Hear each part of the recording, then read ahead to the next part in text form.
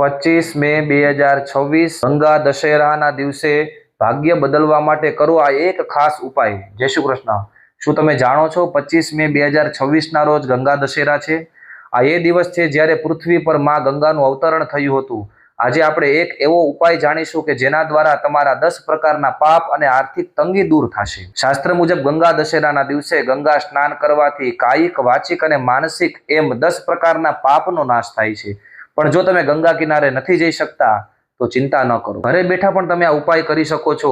તમારા સ્નાન કરવાનું જે જળ છે એમાં થોડું ગંગાજળ અને કાળા તલ ઉમેરો। સ્નાન કરતી વખતે આ મંત્રનો જપ કરો। ઓમ નમો ગંગાયે વિશ્વરૂપિણીએ નારાયણીએ નમો નમઃ।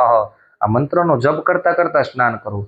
સૌથી મહત્વની વાત, આ દિવસે 10ની સંખ્યાનું વિશેષ મહત્વ છે, માટે 10 દીપ દાન કરો અથવા 10 ગરીબને ફળ કે અન્નનું દાન કરો। યાદ રાખજો, આ ઉપાય કરવાથી અટકેલા કાર્ય છે પૂરા થાય છે અને ઘરમાં સુખ સમૃદ્ધિ આવે છે।